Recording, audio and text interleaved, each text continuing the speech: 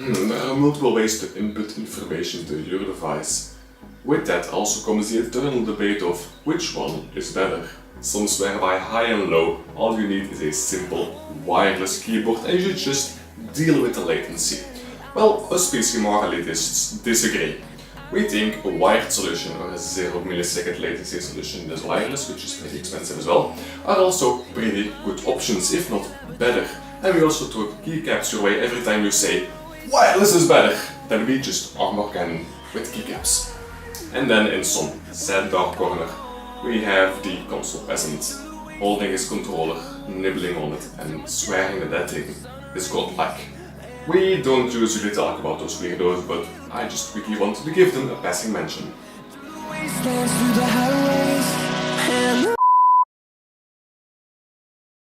Before getting into the review, let me quickly say that my trusty old SteelSeries 6G V2 finally met its maker. May you rest in peace.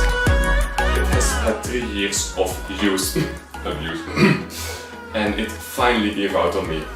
So after this thing decided, hey, it's time to leave Svek in the dark, well, I decided to go into the hunt for a new keyboard. And after being used to these Cherry Max Black switches, I did want something that felt similar. And after hunting for hours on end on the things called online app stores, I found something pretty interesting called the G910 by Logitech.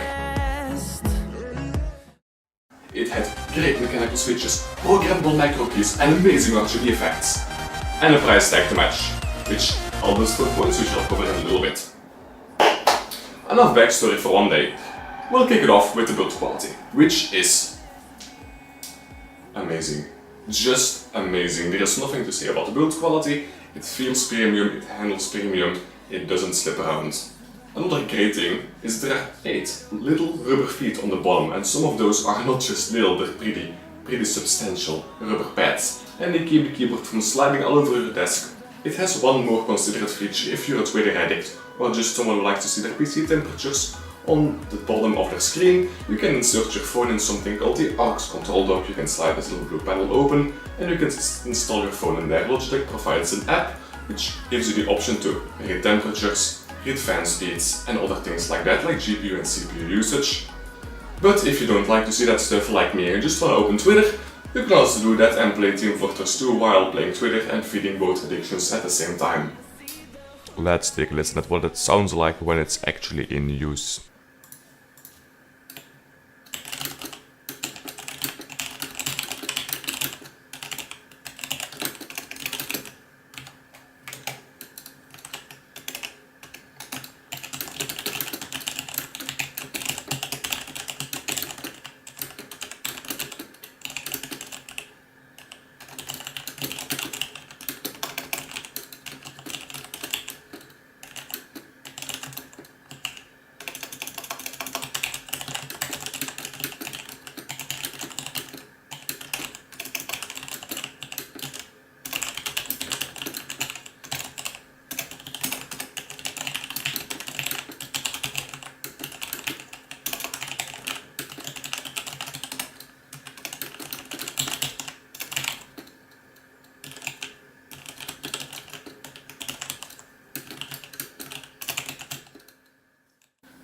Enough about how she grips, let's talk about how she types, which is also damn amazing. The switches chosen are Logitech Romer G switches, which as the name suggests are switches made in-house by Logitech and exclusively used by Logitech at this moment in time.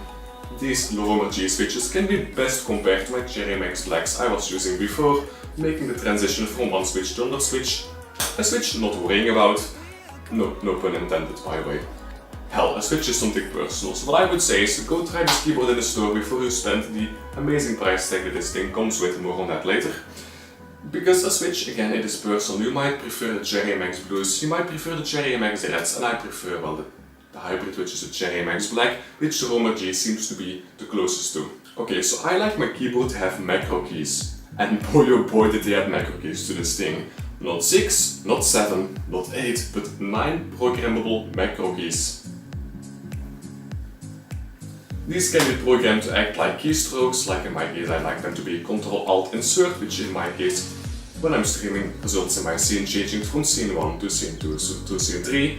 You can make these open applications. For example, if you want to show Valve you can count to 3, well, you can program G3, which is your third macro key, to open Steam and magically beat Gaben the end boss in Half-Life. As always, Logitech hasn't only thought of 1 or 2 things, they even included dedicated media keys. They have 4 keys allowing you to play or pause, stop, go to the next or the previous track. Play pause button has a nice convex design, making it pretty easy to distinguish which one of the buttons you're actually pressing. So if you want to just play or pause your music, you just have to find the button that is nice and convex. And right below those media keys we find a mute and unmute button and a volume wheel.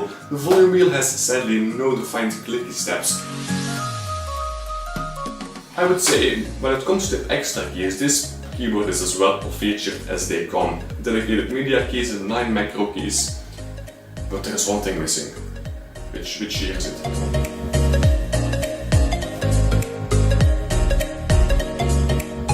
Oh yeah, it's 2018, so this thing has RGB customization. And boy, this RGB customization.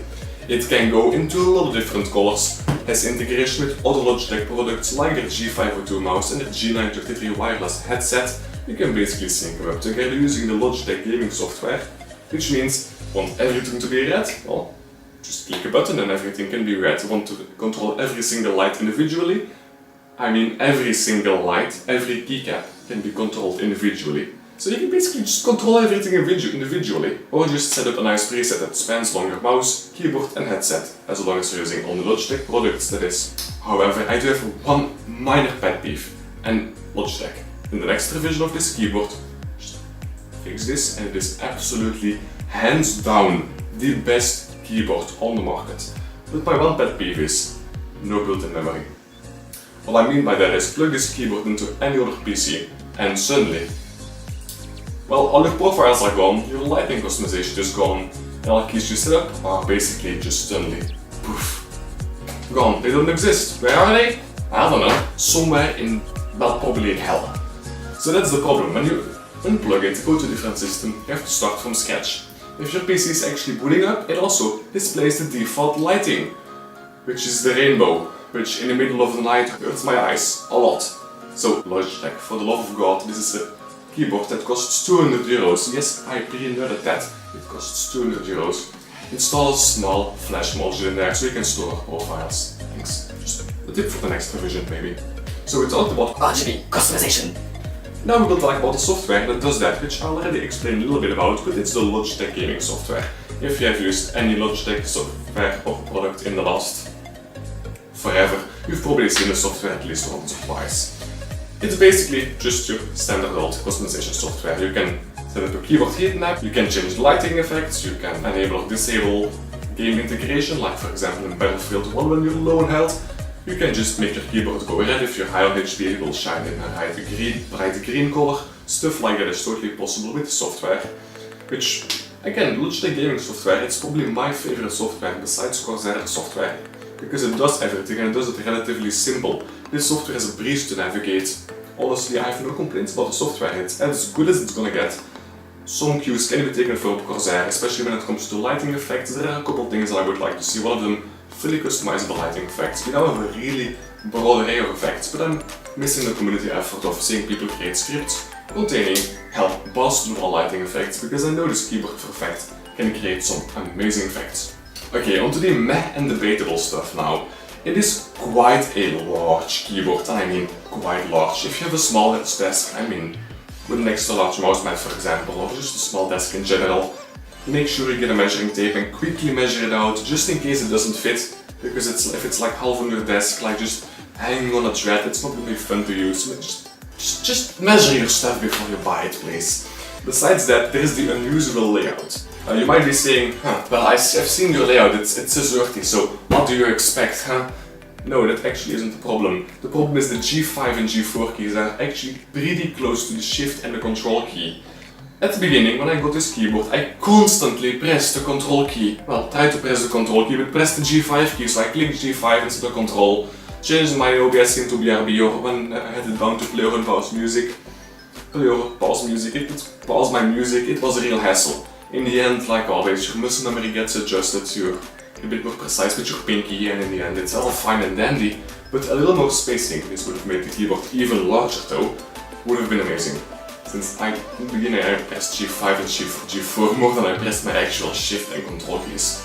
But you will get used to that, it's something to consider. If you want to get going in 3, 2, 1, this will not be an option since, well, at first you will not be able to execute any commands like Ctrl X, Ctrl C, Ctrl Z or stuff like that will take forever because you constantly press the wrong button.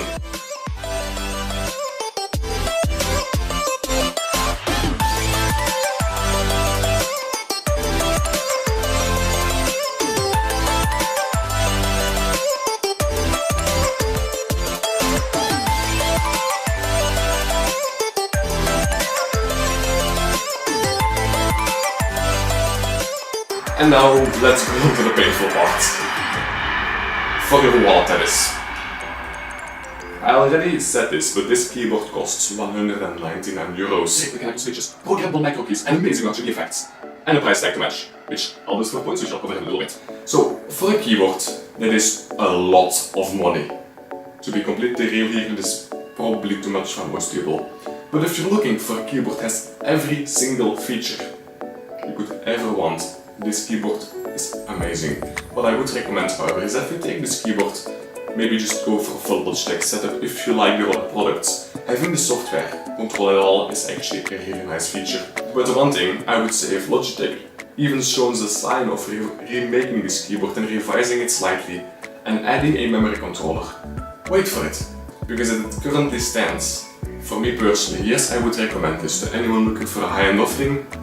But I would say if they even show a hint of a revision with a memory controller, wait for that, because that's gonna make it the perfect gaming keyboard for every PC gamer in the world. Because this thing is just perfect. So conclusion time, I said it was perfect before, but hey, that's my opinion, keep that in mind. So yeah, that means I like it. I like this keyboard a lot. To answer that question perfectly, yes, I like it. Maybe you won't. Personal opinion is a nice thing to have, it's why we're human and not rabbits. Imagine a rabbit using that keyboard. Would not look very pretty. Oh damn. Did you like the video? Leave a like and share it on Tweetland or any other social platform like FaceLads. Hate the video and think I should plug this keyboard right up my as well, you can also leave a little sad dislike. And if you have stuff to tell me, nice or bad, you can leave them down in the comments below. As always, until next time.